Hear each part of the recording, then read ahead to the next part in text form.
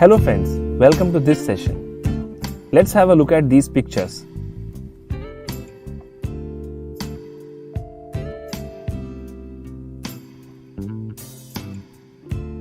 Friends, have you ever thought who pays the electricity bill for the street light? Who maintains these roads, gardens, schools? From where do the cops and soldiers who work for our safety get paid? And who is taking the responsibility of the hospitals where treatments are free or are done at a very low cost? Those scientific labs and scientists who are making new discoveries and research for our country.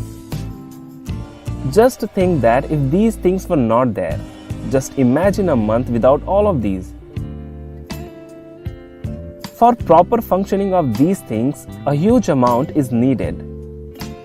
But from where does the government get this money? How do they manage things? So here, tax comes into the picture. Now what exactly is this term tax? It is a small amount or contribution towards all the above said things which directly or indirectly come back to us. Taxes can be divided into two broad categories. First is direct taxes and second is indirect taxes. Direct taxes are taxes which are imposed on person and are paid to the government by taxpayer himself. For example, income tax. If there is liability of income tax on any person, he has to pay it directly to the government. Indirect taxes on the other hand are imposed on goods and services and are paid indirectly to the government via third person. For example, service tax. When you go and dine out in restaurant, you pay service tax which is included in the bill to the owner of the restaurant. That restaurant owner pays service tax portion to the government. In this way, you pay the taxes to the government via third person, so it is an indirect tax. In our country, indirect taxes are levied by central government as well as state government. Some major indirect taxes levied by central government are excise duty. It is charged on goods produced or manufactured in India. Service tax, it is charged on provision of services. Central sales tax or CST, it is charged on interstate sale of goods, that is when goods are sold from one state to another. Custom duty, it is levied on imports and exports of the goods.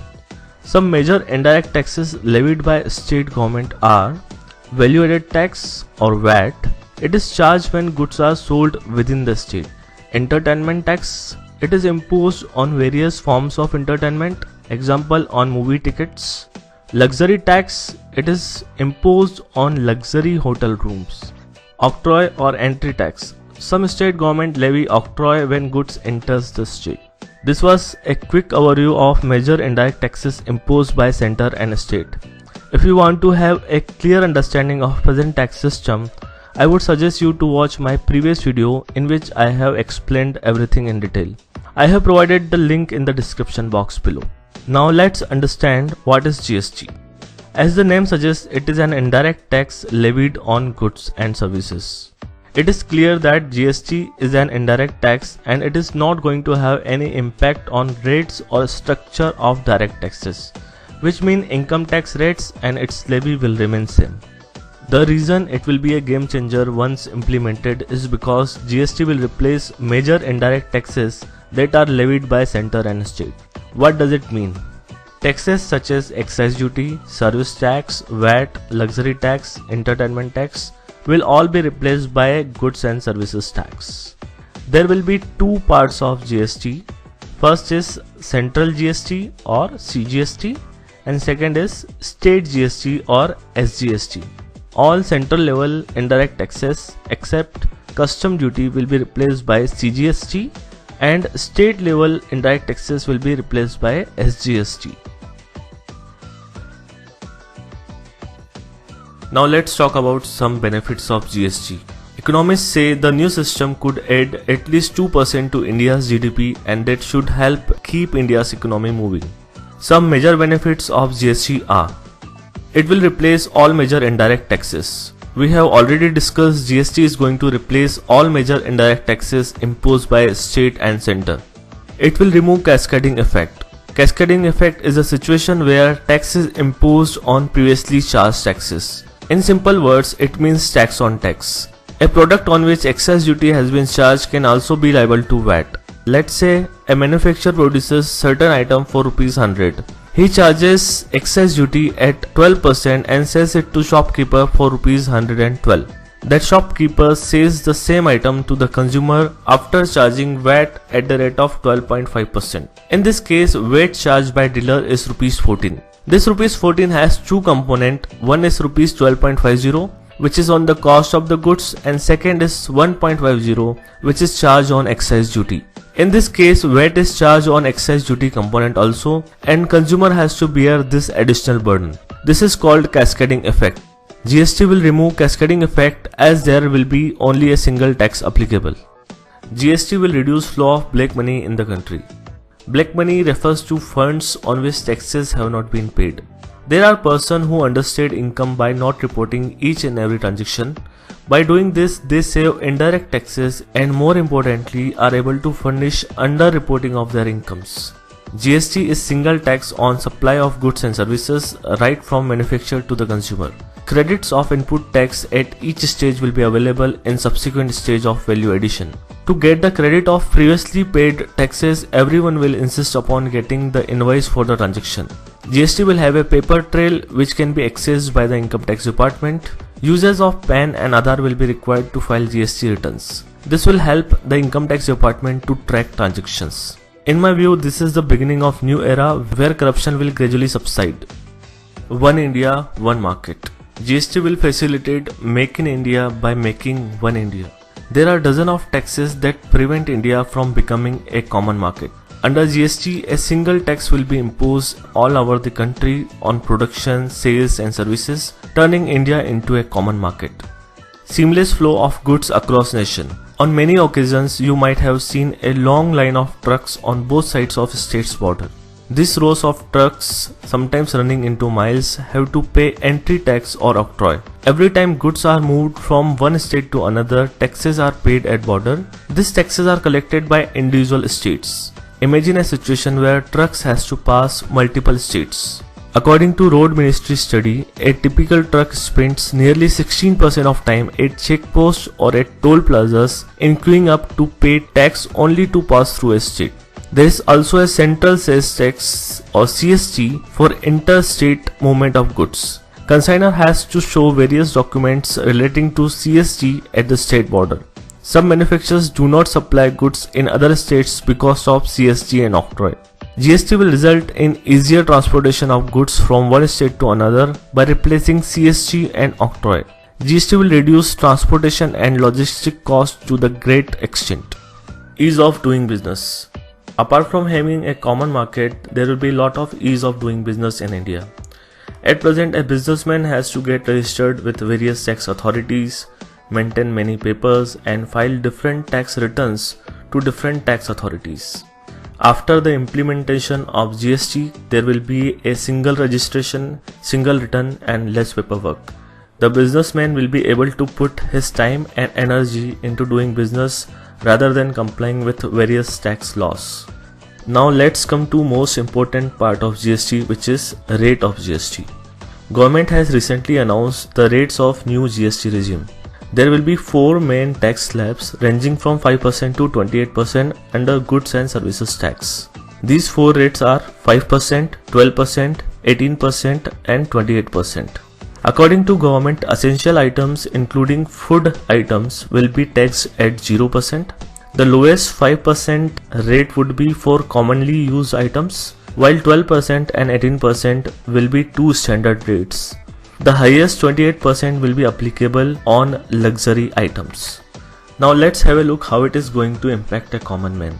In the current non-GST regime, indirect taxes on goods are 27 to 32% of the cost of goods in general and about 15% of cost of services. However, once GST comes into effect, the cost of goods is likely to come down while the cost of services will rise. But overall tax burden on the consumer is likely to reduce in general. There are certain items on which GST will not be applicable. For example, alcohol, tobacco, petroleum products, tax on electricity bills are some of the items on which GST will not be applicable. This दोस्तों GST को पहली बार year 1954 में France में introduce किया गया था। France के अलावा न्यूजीलैंड ने 1986 में, कनाडा ने 1991 में, सिंगापुर ने 1994 में, ऑस्ट्रेलिया ने 2000 में और मलेशिया ने 2015 में जीएसटी को इंप्लीमेंट किया था। इंडिया में जीएसटी का आइडिया सबसे पहली बार साल 2000 में former prime minister Atal Bihari Vajpayee और उनके इकोनॉमिक एडवाइजरी पैनल के बीच एक मीटिंग के दौरान प्रपोज किया गया था। इस पैनल में former RBI governor C Rangarajan, Bimal Jalan, IG Patel जैसे इकोनॉमिक्स के बड़े बड़े दिग्गज शामिल थे। आइडिया को आगे ले जाने के लिए एक कमेटी बनाई गई जिसका नेतृत्व वेस्ट बंगाल के फॉर्मर फाइनेंस मिनिस्टर असीम दास गुप्ता को सौंपा गया। इसके बाद साल 2004 में विजय एल केलकर के अंडर एक टास्क फोर्स बनाई गई। इस टास्क फोर्स ने इस बात पर मुहर लगाई कि इंडिया के एग्जिस्टिंग टैक्स स्ट्रक्चर में बहुत सी खामियां हैं जिन्हें दूर करके एक नए सिस्टम को अपनाना बेहद जरूरी है। इसी तरह फरवरी 2005 में तब के फाइनेंस मिनिस्टर पी चिदम्बरम ने पहली बार कहा कि इस पूरे देश में एक यूनिफॉर्म जीएसटी स्ट्रक्चर को इंप्लीमेंट करना सरकार का medium to long term goal है जो संपूर्ण प्रोडक्शन डिस्ट्रीब्यूशन चेन को कवर करेगा। इसी के चलते बजट सेशन 2005-06 में फाइनेंस मिनिस्टर ने 1 अप्रैल 2010 को जीएसटी इंट्रोडक्शन की डेडलाइन के तौर पर अनाउंस कर दिया। वहीं जुलाई 2009 में तब के फाइनेंस मिनिस्टर प्रणब मुखर्जी ने जीएसटी सिस्टम का बेसिक स्केलेटन भी अनाउंस कर दिया था। इसी साल नवंबर में असीम दास गुप्ता कमेटी ने जीएसटी रेजिम पर फर्स्ट डिस्कशन पेपर को इस उम्मीद के साथ रिलीज किया कि एक हेल्दी डिबेट के जरिए सभी स्टेक होल्डर से इनपुट लिया जा सके। फरवरी 2010 में गवर्नमेंट ने एक मिशन मोड प्रोजेक्ट इंट्रोड्यूस किया जिसके तहत स्टेट्स के कमर्शियल टैक्सेस का कंप्यूटराइजेशन करके जीएसटी की फाउंडेशन रखी जा सके। इसके लिए 1133 करोड़ का बजटरी आउटले भी रखा गया। साथ ही जीएसटी इंप्लीमेंटेशन की डेडलाइन को 1 साल के लिए बढ़ा दिया गया, यानी अब जीएसटी को इंप्लीमेंट करने की डेट अप्रैल 2011 तक एक्सटेंड कर दी गई। मार्च 2011 में यूपीए की सरकार ने जीएसटी के इंट्रोडक्शन के लिए 115th कॉन्स्टिट्यूशनल अमेंडमेंट बिल पेश किया। दोस्तों हम यहाँ आपको ये बता दें कि क्योंकि टैक्सेशन के प्रिंसिपल्स कॉन्स्टिट्यूशन में इंश्राइंड हैं और ये प्रिंसिपल्स फेडरल स्ट्रक्चर के अनुसार हैं, इसीलिए इन्हें बदलने के लिए कॉन्स्टिट्यूशनल अमेंडमेंट की जरूरत पड़ती है जिसे एटलीस्ट 50% स्टेट्स को भी रेटिफाई करना पड़ता है। सिर्फ एक ऑर्डिनरी बिल के जरिए इस तरह के चेंजेस को करवाना संभव नहीं है। लेकिन अपोजिशन पार्टीज के प्रोटेस्ट के बाद इस बिल को फर्दर पार्लियामेंट्री स्क्रूटनी के लिए स्टैंडिंग कमेटी को भेज दिया गया। ऑपोजिट पार्टीज ने सेंट्रल गवर्नमेंट की जीएसटी डिस्प्यूट अथॉरिटी के ऊपर एडिशनल पावर्स और कॉम्पनसेशन अमाउंट को लेकर कुछ विरोध जताए। दोस्तों इन सारे टर्म्स का मतलब आगे वीडियो में क्लियर हो जाएगा। अक्टूबर 2013 में गुजरात सरकार ने इस बिल को अपोज किया क्योंकि डेस्टिनेशन बेस्ड होने के कारण स्टेट को करीब 14,000 करोड़ पर एनम का नुकसान एक्सपेक्टेड था, जिस वजह से स्टेट सेंटर के साथ कॉम्पनसेशन तय करना चाह रहे थे। मई 2014 में पार्लियामेंट डिसॉल्व होने के साथ ही कॉन्स्टिट्यूशनल अमेंडमेंट बिल लैप्स हो गया। इसके बाद इसी साल Narendra Modi led BJP government power में आई और यहां से जीएसटी की दिशा में एक नई पहल शुरू हुई। दिसंबर 2014 में new finance minister led Arun Jaitley ji ने 122nd constitutional amendment bill parliament में पेश किया। फिर से इस बार अपोजिशन पार्टीज की प्रोटेस्ट के बाद बिल स्टैंडिंग कमेटी को भेज दिया गया। फरवरी 2015 में श्री जेटली जी ने अपने बजट स्पीच में 1 अप्रैल 2016 की नई डेडलाइन को इंडिकेट किया। मई 2015 में लोकसभा ने बिल पास कर दिया जब स्टेट के कंसर्न्स को ध्यान में रखते हुए for the time being petroleum को जीएसटी के दायरे के बाहर रखने का फैसला लिया गया। लेकिन अगस्त 2015 में ऑपोजिशन डोमिनेटेड राज्यसभा में यह बिल पास नहीं हो सका। मार्च 2016 में श्री जेटली ने अपोजिशन पार्टीज की एक डिमांड मान ली और जीएसटी रेट को किसी भी कमोडिटी के लिए 18% के ऊपर ना रखा गया। लेकिन साथ ही फ्यूचर में अनफोर्सीन इमरजेंसीज की वजह से 18% के ऊपर जाने के लिए सरकार के पास ऑप्शन को श्री जेटली जी ने बरकरार रखा। फाइनली अगस्त 2016 में कांग्रेस लेड ऑपोजिशन के साथ सहमति बनी और मोटा माटी 4 अमेंडमेंट्स के बाद राज्यसभा में भी यह बिल पास हो गया। अगले ही महीने प्रेसिडेंशियल असेंट मिलने के साथ 122nd constitutional amendment bill 101st constitutional amendment act बन गया और न्यू कॉन्स्टिट्यूशनल प्रोविजंस के अंडर 2017 में जीएसटी को लागू करने वाले 4 कानून पास किए गए। Central GST act, integrated GST, union territory GST act और GST compensation to states act. Finally 1 जुलाई 2017 की रात इंडिया में एक न्यू टैक्सेशन रिवॉल्यूशन आया और जन्म हुआ जीएसटी का। आइए रेस्टोरेंट से लेकर घर के किराने की खरीदारी तक हर जगह के बिल में जीएसटी। ये जीएसटी नाम की बला हम सब आज अपनी रोजमर्रा की जिंदगी में शामिल कर चुके हैं, लेकिन एक दौर ऐसा था जब ये हमारी जिंदगी में था ही नहीं, और एक दौर आज का है जहां हर जगह जीएसटी है। लेकिन ये इतनी भी बुरी चीज नहीं है, ये कहना है अर्थशास्त्रियों का। दरअसल उनके मुताबिक भारत की आजादी के बाद से जीएसटी अब तक के सबसे बड़े टैक्स सुधार में से एक है। लेकिन इकोनॉमिक थ्योरीज में इसे अच्छा बताने के बाद जब भारत के टैक्स सिस्टम में ये प्रैक्टिकली आया, तब इसने इंडिया की इकोनॉमी पर कितना इफेक्ट किया और वो इफेक्ट अच्छा है या बुरा, इस बात पर अलग अलग मत है। आइए जानते हैं कि जीएसटी ने भारत की इकोनॉमी को क्या सच में बूस्ट किया है। आइए जानते हैं। जीएसटी जुलाई 2017 को भारत के हर एक आम और खास इंसान की जिंदगी में शामिल हो गया। अगर आम जिंदगी में इसके रोल की बात करें तो ये उन इनडायरेक्ट टैक्स के सब्स्टिट्यूट के तौर पर बनाया गया है जो प्रोडक्ट्स और सर्विसेज पर लगते थे। असल में जीएसटी उन सभी इनडायरेक्ट टैक्सेस के बदले लागू हुआ जो टैक्स स्टेट और सेंट्रल गवर्नमेंट किसी प्रोडक्ट पर लगाती है। अगर हम आज की बात करें तो आज के समय में गुड्स एंड सर्विसेज पर 0%, 5%, 12%, 18% और 28% के स्लैब के हिसाब से जीएसटी लगाया जाता है। लेकिन ये कोई खास चीज नहीं है, क्योंकि ये ऑलरेडी पूरी दुनिया में बहुत आम है। लेकिन अगर ये इतनी ही खास चीज है तो भारत में जीएसटी से किसको फायदा और किसको नुकसान हो रहा है। बता दें कि जीएसटी लागू हुए आज 5 साल होने को है, लेकिन आज भी इसे लेकर संसद में बहस होती रहती है, जबकि सरकार के मुताबिक इसके लागू होने के बाद से टैक्स स्ट्रक्चर में काफी सुधार हुआ है। उनका कहना है कि जीएसटी बिल आने के बाद से ही न सिर्फ टैक्स भरना आसान हो गया है, बल्कि टैक्स की चोरी भी रुकी है। इसके साथ ही इसके लागू होने के बाद से ही देश की जीडीपी को बहुत फायदा भी हुआ है। अब अगर फायदे की बात आ ही गई है तो आइए जान लेते हैं जीएसटी के क्या फायदे हैं। दरअसल जब जीएसटी लागू होने को था तब सरकार ने इसे यह कहकर लागू किया कि जीएसटी लागू होने से सबसे बड़ा फायदा आम आदमी को है। पूरे देश में किसी भी सामान को खरीदने के लिए एक ही टैक्स चुकाना होगा, यानी पूरे देश में किसी भी सामान की कीमत एक ही रहेगी। जैसे कोई कार अगर आप दिल्ली में खरीदते हैं तो उसकी कीमत अलग होती है, वहीं किसी और राज्य में उसी कार को खरीदने के लिए अलग कीमत चुकानी पड़ती है। इसके लागू होने से कोई भी सामान किसी भी राज्य में एक ही रेट पर मिलेगा, लेकिन इसमें से सिर्फ कुछ चीजें ही जमीनी तौर पर पूरी हो पाई, बाकी तो हम सब महंगाई की मार झेल ही रहे हैं। इतना ही नहीं, जीएसटी को लेकर तो यहाँ तक कहा गया था कि अगर ये लागू हो जाता है तो कई बार टैक्स देने से छुटकारा मिल जाएगा। इससे टैक्स की वसूली करते समय टैक्स डिपार्टमेंट में घपले की संभावना बिल्कुल ना के बराबर हो जाएगी और एक ही आदमी या इंस्टीट्यूशन पर कई बार टैक्स लगाने की जरूरत नहीं पड़ेगी। और इस बात का इम्प्लीमेंट भी बहुत अच्छे तरीके से हुआ। आज टैक्स पॉलिसी काफी हद तक ट्रांसपेरेंट है। लेकिन उस वादे का क्या, जब कहा गया था कि जीएसटी आने के बाद से महंगाई कम होगी, सामान सस्ते हो जाएंगे।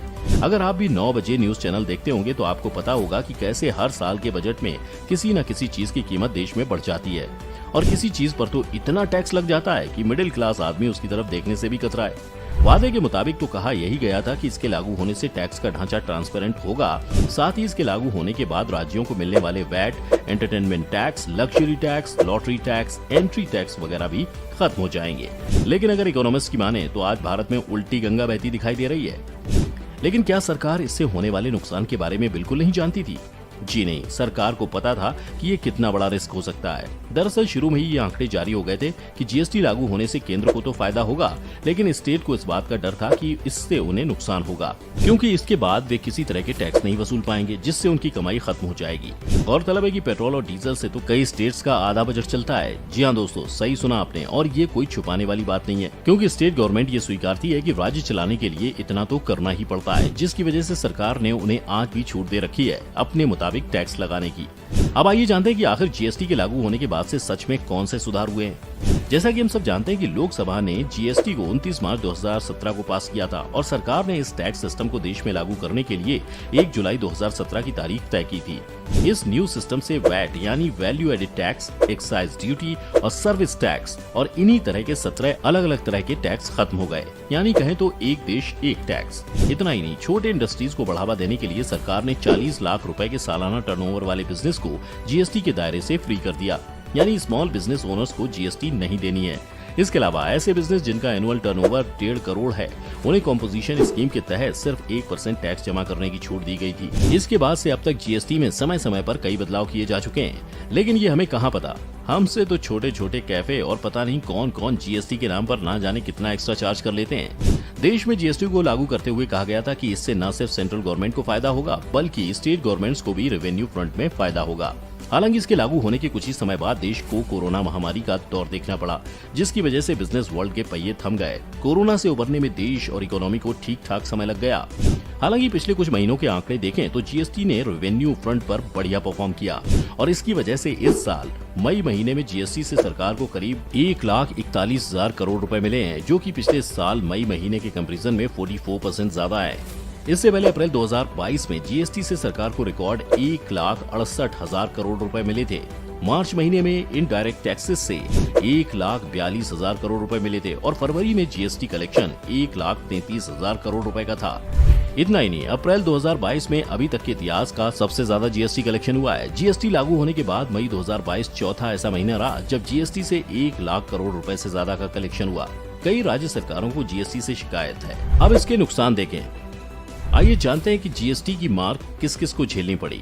अगर इसके नुकसान की बात करें तो कुछ स्टेट गवर्नमेंट्स ने लगातार इसकी खामियों की शिकायत की है। जीएसटी लागू करते समय राज्य और केंद्र सरकारों के बीच सहमति थी, लेकिन पिछले कुछ सालों में फंड के बंटवारे को लेकर कई बार बयानबाजी देखने को मिली। राज्यों का, खासकर गैर बीजेपी रूल्ड स्टेट्स का कहना है कि उन्हें जीएसटी काउंसिल समय पर पैसे नहीं देता है। राज्यों के कई फाइनेंस मिनिस्टर ने जीएसटी काउंसिल पर पॉलिटिकल सेंटिमेंट से काम करने का ब्लेम भी किया है। Opposition ruled states GST council पर मनमानी और नहीं सुनने का आरोप लगाते रहते हैं। अभी जीएसटी कंपनसेशन को लेकर भी विवाद चल रहा है। दरअसल केंद्र सरकार ने जीएसटी व्यवस्था लागू करते समय कहा था कि इससे राज्यों के रेवेन्यू फ्रंट में जो नुकसान होगा उसकी भरपाई सेंट्रल गवर्नमेंट करेगी। इसके साथ ही केंद्र सरकार ने कहा था कि जीएसटी कंपनसेशन का मैनेजमेंट लागू होने के बाद 5 साल के लिए है, क्योंकि आज जीएसटी के 5 साल पूरे हो गए। राज्यों को दी जाने वाली कंपनसेशन की व्यवस्था भी खत्म हो गई है, जिसकी वजह से कई राज्य सरकारें इसे आगे बढ़ाने की मांग कर रही थी, लेकिन अभी तक जीएसटी काउंसिल की बैठक में इस बारे में कोई फैसला नहीं लिया गया। ये तो थी सरकार के नुकसान की बात, लेकिन क्या सरकार का नुकसान हमारा ही नुकसान नहीं है? आज अगर हम निजी तौर पर देखें तो रोजमर्रा की जिंदगी में ऑनलाइन पेमेंट लेने में बड़ी दुकान है या कहें तो पुरानी दुकानें हिचकिचाती हैं, क्योंकि उन्हें उस पर काफी बड़े अमाउंट पर टैक्स देना पड़ता है और इसी वजह से वापस से कैश वाला कल्चर शुरू हो रहा है। इसके साथ ही अब किराए के घरों में रहने वालों को भी 18% जीएसटी देना पड़ेगा। ऐसी खबरें सामने आई हैं और अब लोग इस बात से खौफ खाए हुए हैं कि वो किराए का पैसा दे, बिजली का बिल भरे या जीएसटी दे। बहरहाल जीएसटी से भले ही कुछ सेक्टर्स में फायदा हुआ हो, लेकिन इसकी मार बहुत बड़ी संख्या में आम आदमी झेल रहा है। हर जगह जीएसटी देख देख कर ये लगता है कि शायद आने वाले समय में हमें अपनी बुनियादी जरूरतों के लिए भी जीएसटी देना न पड़ जाए। बेशक ये केंद्र सरकार की बहुत अच्छी योजना है, लेकिन जमीनी तौर पर आम आदमी के साथ जो हो रहा है देश की इकोनॉमी के लिए ये ज्यादा मायने रखता है। अर्थशास्त्रियों के मुताबिक अगर ऐसे ही महंगाई बढ़ती रही तो वो दिन दूर नहीं जब भारत को मंदी की मार झेलनी पड़ेगी।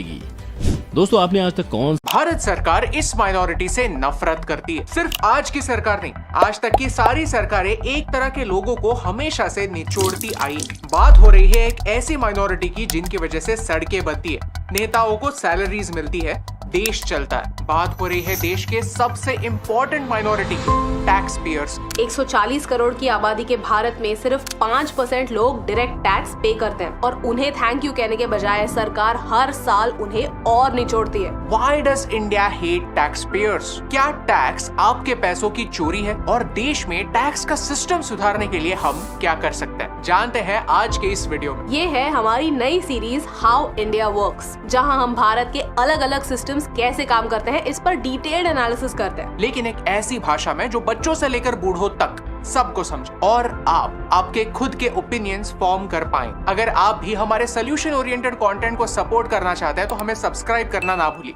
ये आपके लिए तो फ्री है, लेकिन इससे हमारी बहुत हेल्प होती है। By the way, tax payers के लिए इस फाइनेंशियल ईयर से एक खुशखबरी जरूर है। आपने तो सुना होगा कि अगर आप 7 लाख तक हर साल कमाते हैं तो आपको इस फाइनेंशियल ईयर से 0 टैक्स पे करना होगा। ये एक ऑनेस्ट टैक्स पेयर के लिए एक बड़ी राहत है, लेकिन सरकार की इस सुविधा का लाभ कैसे उठा सकते हैं, टैक्स कैसे बचा सकते हैं, ये आप एक आसान भाषा में बजट 2023 क्या महंगा क्या सस्ता इस ऑडियो बुक में सुन सकते हैं कुकू एफएम पर। Knowledge partner for this video is Kuku FM, Bharat का बेस्ट ऑडियो शो प्लेटफॉर्म, जो हमारा एक लॉन्ग टर्म साथी है और अब और बेहतर हो गया है। इनके नए कैटेगरी ओरिजिनल्स में आप लाइफ चेंजिंग ऑडियो बुक सुन सकते हैं। मुझे ऑडियो बुक सुनना पसंद है क्योंकि इससे स्क्रीन एडिक्शन नहीं होता और कोई भी दूसरा काम करते समय मेरे टाइम का अच्छा यूटिलाइजेशन हो जाता है। 15 लाख से ज्यादा हिंदी पेड सब्सक्राइबर्स ने कुकू एफएम को चुना है। अगर आप यहाँ पर नए हैं और आपने कुकू एफएम के पहले ऑफर्स को मिस कर दिया है तो फिर AN30 कोड यूज कीजिए ताकि आपको पहले महीने के सब्सक्रिप्शन पर मिले 30% ऑफ, यानी पहले महीने का सब्सक्रिप्शन सिर्फ 69 रुपीज। यानी 45 लाख घंटों का कंटेंट। और हमारे बजट की जानकारी आपको मिलती है बस 69 रुपीज में। Click on the link in the description and join Kuku FM.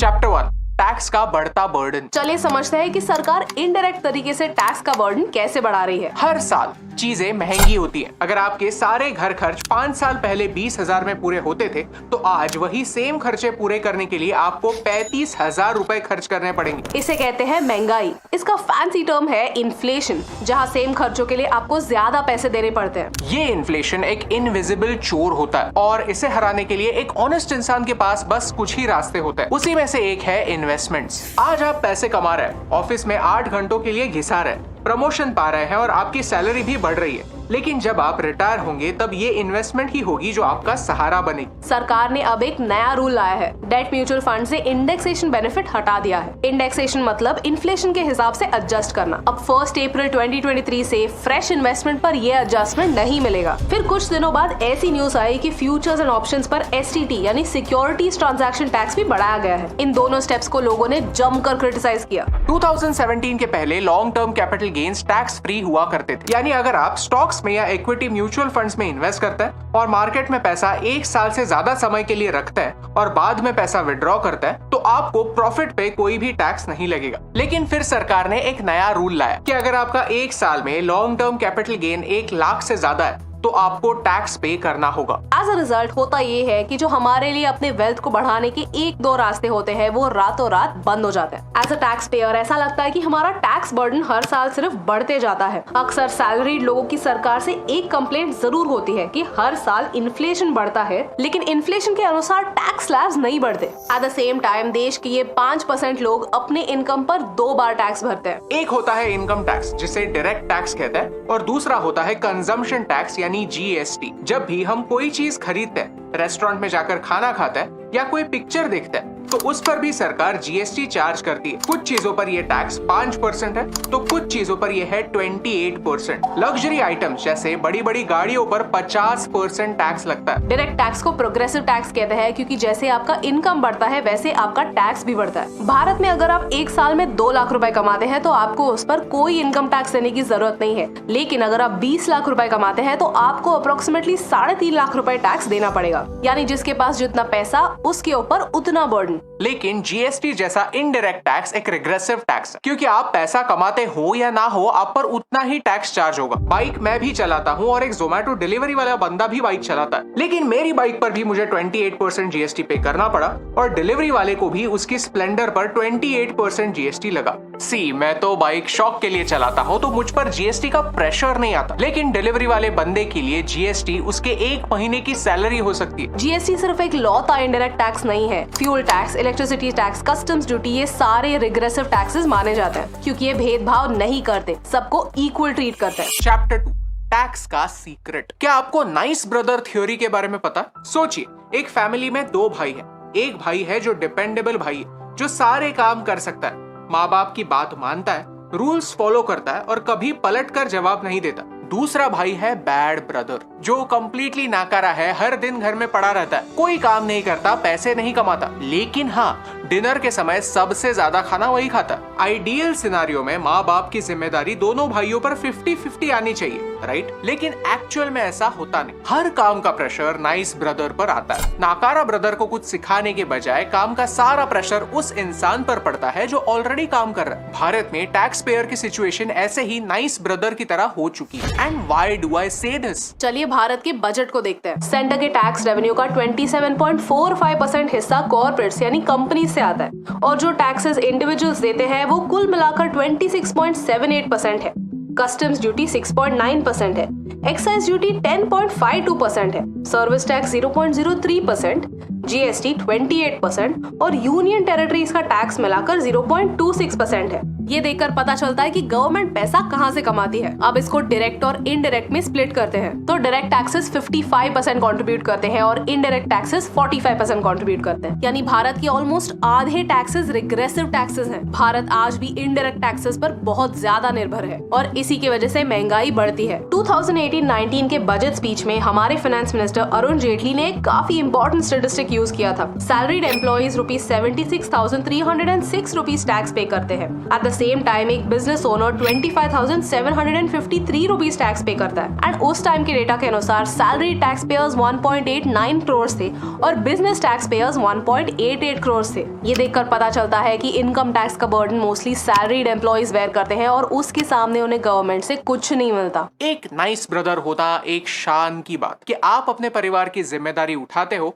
और आपका परिवार भी आपको उसके काबिल समझता है। लेकिन अगर इस नाइस ब्रदर को कहा जाता है कि इस रिस्पॉन्सिबिलिटी के बदले आपको टेबल पर बैठने की भी जगह नहीं मिलेगी, घर के बाहर बैठकर खाना खाना पड़ेगा, तो कैसा लगेगा? अगर आपको कहा जाए कि आपको फैमिली कार्ड टच करने की भी परमिशन नहीं है, तो कैसा लगेगा? इलेक्ट्रिसिटी का बिल बहुत ज्यादा आता है, तो आपको ही अगर कहा जाए कि सिर्फ आपके कमरे में पंखा नहीं चलेगा, तो आपको कैसा लगेगा? आज भारत का टैक्स पेयर फ्रस्ट्रेटेड है क्योंकि एक अच्छा नागरिक होने के बावजूद उसे करप्शन का सामना करना पड़ता है। सरकारी ऑफिसर्स उसे भिखारी की तरह ट्रीट करते हैं, ये जानते हुए भी कि उनकी सैलरीज इसके टैक्स से आती है। आज टैक्स पेयर पुलिस से डरता है, कोर्ट कचहरी से दूर भागता है, म्युनिसिपल कॉर्पोरेशन से उम्मीद छोड़ चुका है और ये भारत का एक बड़ा प्रॉब्लम है। इस प्रॉब्लम से दूर भागने के लिए देश का एक बड़ा पॉपुलेशन देश छोड़कर कहीं और सेटल होना चाहता है। चैप्टर 3, भारत और दूसरे देश। अच्छा, तो क्या भारत की टैक्स सिचुएशन दुनिया में सबसे खराब है? बिल्कुल नहीं। ऐसे कई सारे देश हैं जिनमें भारत से कई ज्यादा टैक्स है। चलिए भारत के टैक्सेस को दूसरे देशों के टैक्सेस से कंपेयर करते हैं। सिंप्लिसिटी के तौर पर सिर्फ डायरेक्ट टैक्सेस की बातें करते हैं। भारत में हाईएस्ट टैक्स स्लैब 30% है, अमेरिका में 37% है, जर्मनी में 42%, वही यूके और फ्रांस में 45% है, ऑस्ट्रिया, स्वीडन, डेनमार्क में 55% है। लेकिन फिर भी कई इंडियंस भारत छोड़कर इन देशों में रहना पसंद करते हैं। अब ये सही है या गलत, इसके बारे में हम आज बात नहीं करेंगे, बस एक सवाल पूछेंगे कि क्यों लोग ज्यादा टैक्स पे करके किसी दूसरे देश में मूव करने के लिए रेडी हैं? भारत में ऐसा क्या है जो उन्हें दूर ढकेलता है? एक स्टडी कहता है कि लोगों को प्रॉब्लम टैक्स पे करने से नहीं है, टैक्स पे करने के बाद रिजल्ट ना दिखने से है। भारत में आजादी के बाद 50 सालों के लिए एक सोशलिस्ट माइंडसेट ने राज किया और आज भी कई हद तक सोशलिज्म ही भारत की स्टाइल है। Let me explain. भारत सरकार डायरेक्ट टैक्स का पैसा उन लोगों से लेती है जो महीने के 50-60 हजार रुपए कमाते हैं। वो पैसा लेकर गांव में बेसिक स्कूल्स खोलती है। लेकिन एक टैक्स पेयर जो महीने में 1 लाख रुपए कमाता है, क्या वो किसी भी हाल में अपने बच्चे को सरकारी स्कूल में भेजेगा? वो प्राइवेट स्कूल प्रेफर करेगा। एक टैक्स पेयर को जो चीजें चाहिए वो देने में सरकार बार बार नाकामयाब होती है, जैसे अच्छे रोड्स जिन पर गड्ढे ना हो, स्पीड ब्रेकर पर गाड़ी नीचे से टच न करे, करप्शन फ्री सरकारी दफ्तर जहाँ बेसिक कामों के लिए किसी को टेबल के नीचे से पैसे ना खिलाने पड़े, और हॉस्पिटल्स जहां क्वालिटी हेल्थ केयर अफोर्डेबल हो। आज ऐसा कहते हैं कि हर एक इंसान एक मेडिकल इमरजेंसी दूर है पॉवर्टी से। एक मेडिकल इमरजेंसी लोगों के सारे पैसे और सेविंग्स ड्रेन कर देती है। ये रिजल्ट्स ना होने के कारण एक दूसरा सोशल इविल जन्म लेता है, जिसे हम कहते हैं टैक्स की चोरी, यानी tax evasion. Chapter 4, tax leaks in India. ये वीडियो सिर्फ कंप्लेंट्स करने के लिए नहीं है, कुछ ऐसे सॉल्यूशंस डिस्कस करने के लिए है जो आने वाले समय में भारत के सिस्टम में सुधार ला सकता है। अगर टैक्स का बर्डन बढ़ाए बगैर देश के रेवेन्यू को बढ़ाना है तो इन टैक्स लीक्स को कम करना पड़ेगा। क्या है टैक्स लीक्स? टैक्स लीक्स वो लूप होल्स है, वो प्रॉब्लम्स है जिनका इस्तेमाल टैक्स की चोरी के लिए होता है। इनमें से कुछ टैक्स लीक्स इलीगल हैं और कुछ टैक्स लीक्स तो हमारे संविधान में लिखे हुए हैं जिनका गलत इस्तेमाल होता है। टैक्स लीक नंबर 1, भारत में टैक्स इवेजन एक बहुत कॉमन बात है। कई बिजनेसेस पैसा कैश में लेते हैं ताकि उस पर उन्हें इनकम टैक्स ना भरना पड़े और जीएसटी भी ना भरना पड़े। मैंने कई न्यूज रिपोर्ट्स पढ़े कि हर साल में कितने केसेस थे जहां पर जीएसटी इवेजन डिटेक्ट किया गया, यानी जहां टैक्स डिपार्टमेंट को शक था कि इन्होंने जीएसटी चार्ज किया है लेकिन पे नहीं किया है या फिर चार्ज ही नहीं किया। इसका मतलब है कि टैक्स इवेजन के केसेस तो बढ़ रहे हैं लेकिन गवर्नमेंट वो टैक्स का पैसा रिकवर नहीं कर पा रहा। लेकिन हर महीने कुछ ना कुछ न्यूज आती है कि किसी कंपनी ने जीएसटी को इवेड किया है या फिर उस चीज का क्रेडिट लिया है जिसके लिए क्रेडिट नहीं मिलता, या फिर कोई फेक इनवॉइस का स्कैम है जो बस्ट हुआ है। तो clearly there is a huge problem here. Tax leak number 2, भारत में एग्रीकल्चरल इनकम टैक्स फ्री, यानी अगर आप एक किसान हैं, आपके बड़े बड़े खेत हैं और उस पर आप करोड़ों रुपए प्रॉफिट में कमा रहे हैं, तो फिर भी बाय लॉ उस प्रॉफिट पर आपको कोई भी टैक्स पे करने की जरूरत है ही नहीं। लॉजिक ये है कि भारत के आज भी 75% किसान गरीब किसान हैं, जो एनीवे टैक्स देने जितने पैसे नहीं कमाते। पिछले साल हम खुद कुछ ऐसे लोगों से मिले जो बड़ी मुश्किल से साल के 2 लाख रुपए कमाते हैं। यहाँ हम उनको टैक्स करने की बात नहीं कर रहे हैं, हम उनकी बात कर रहे हैं जो अपना रेगुलर इनकम एग्रीकल्चरल इनकम दिखाता है, झूठ बोलकर इस लूप होल का फायदा लेते हैं और टैक्स चुराते हैं। फनी पार्ट ये है कि इसके बारे में हमारे पास डेटा भी है। 2007, 8 और 2009 2015-16 के बीच 1657 लोगों ने ₹1 करोड़ से ज्यादा इनकम एग्रीकल्चरल इनकम दिखाया था, जो टैक्स फ्री है। मैं नाम नहीं लेना चाहता, लेकिन देश के एक ex finance minister rooftop farming करते हैं और हर साल 40 लाख रुपए का प्रॉफिट कमाते हैं। ये कौन सी सब्जियां उगाकर 40 लाख का प्रॉफिट कर रहा है, मुझे तो नहीं पता। ये साफ साफ स्कैम है। देश के किसान हमारे अन्नदाता है, लेकिन क्या आपको सही लगता है कि 50 लाख की प्रॉफिट पर भी टैक्स न हो? सोचने जैसी बात है कि क्या BMW खरीदने वाले किसान इनकम टैक्स नहीं दे सकते? और ये लूप होल भारत के संविधान ने ही क्रिएट किया है, क्योंकि taxes on agriculture are a part of the state list. यानी इस पर सेंटर नहीं, स्टेट्स डिसाइड करेंगे कि क्या एग्रीकल्चर पर टैक्स होना चाहिए और अगर हाँ तो कितना। Tax leak number 3। तीसरा टैक्स लीक होता है इंटरनेशनल टैक्स अब्यूज। कई कंपनीज टैक्स हेवंस में कंपनी शुरू करते हैं और भारत में अर्न किया गया प्रॉफिट उस देश की कंपनी में शिफ्ट करते हैं ताकि उन्हें कम टैक्स या जीरो टैक्स पे करना पड़े। State of tax justice report ने कहा कि भारत हर साल $10.3 बिलियन यानी 75,000 करोड़ रुपए हाथ से जाने दे रहा है, क्योंकि MNCs और इंडिविजुअल्स टैक्स लॉस को अब्यूज करते हैं। इस बात पर ग्लोबली चर्चा हो रही है। प्लान्स ये है कि हर देश में MNCs पर 15% टैक्स लगाया जाए ताकि हर देश में MNC सेम टैक्स पे कर सके। Tax leak number 4। भारत ने कई देशों के साथ फ्री ट्रेड अग्रीमेंट साइन किए हुए हैं, जो कहता है कि भाई आप हमसे कुछ गुड्स पर कस्टम्स ड्यूटी यानी इंपोर्ट ड्यूटी चार्ज मत करो और हम भी वही करेंगे। लेकिन भारत हमेशा ऐसे FTA में लूजर ही ठहराता है, क्योंकि हम इंपोर्ट बहुत ज्यादा करते हैं और एक्सपोर्ट बहुत कम। हम ऐसे बहुत बात करते हैं कि भारत एक नेशनलिस्टिक देश है, लेकिन जब इकोनॉमिक्स की बात आती है तो भारत बिल्कुल भी नेशनलिस्ट नहीं है। On the other hand Japan और साउथ कोरिया जैसे देश बहुत नेशनलिस्टिक है। दिस मीन्स कि वो हमसे इंपोर्ट करने के बजाय अपने लोकल प्रोडक्ट्स को बढ़ावा देते हैं। यहाँ हमारा डबल नुकसान होता है, क्योंकि हम इन देशों से बहुत ज्यादा इंपोर्ट करते हैं और फ्री ट्रेड अग्रीमेंट की वजह से हम इन पर इंपोर्ट ड्यूटी बहुत कम चार्ज करते हैं। इन FTAs की वजह से होने वाला नुकसान 2017-18 में 21,000 करोड़ था, लेकिन 21-22 में ये अमाउंट 3 गुना से ज्यादा बढ़ गया to ₹68,000 crore.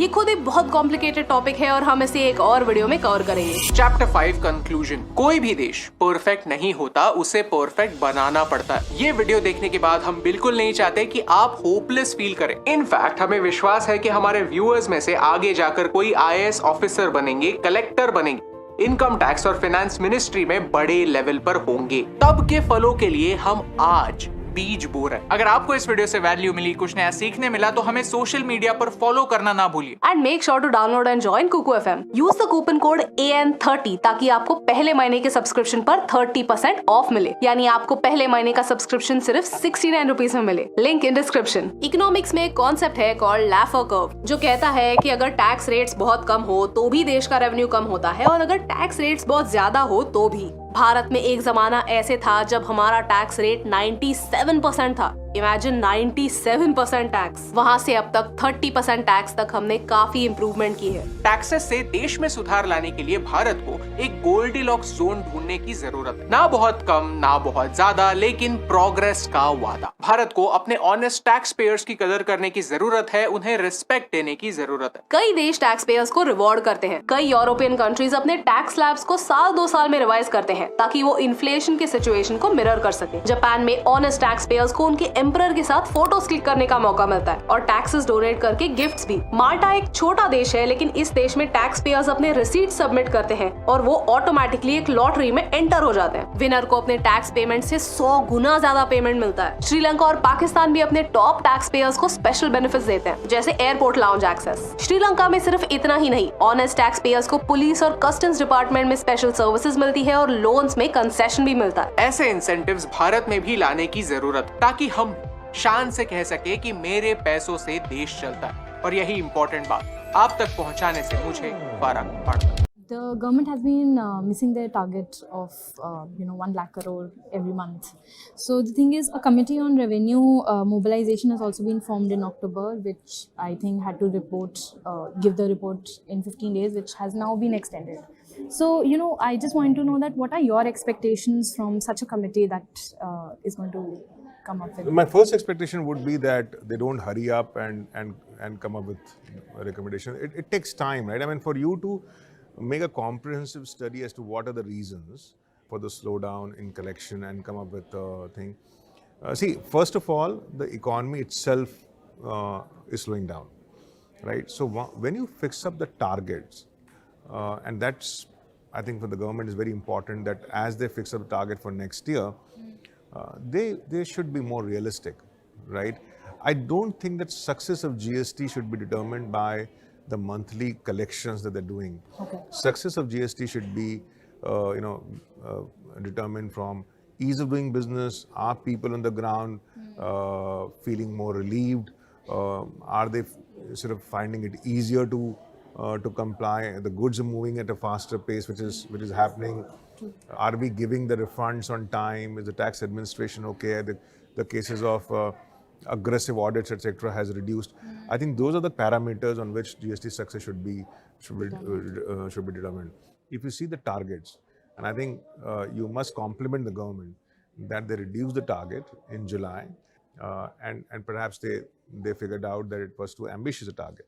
Now, if they believe the current target is ambitious still, and which is perhaps what the trend shows, they should be willing to stick their neck out and reduce it further, rather than having a situation where the officers on the ground are feeling the pressure of revenue, and they start sort of aggressive sort of tax very audits. valid point. And that, I think, is one of the major concerns of the industry as well.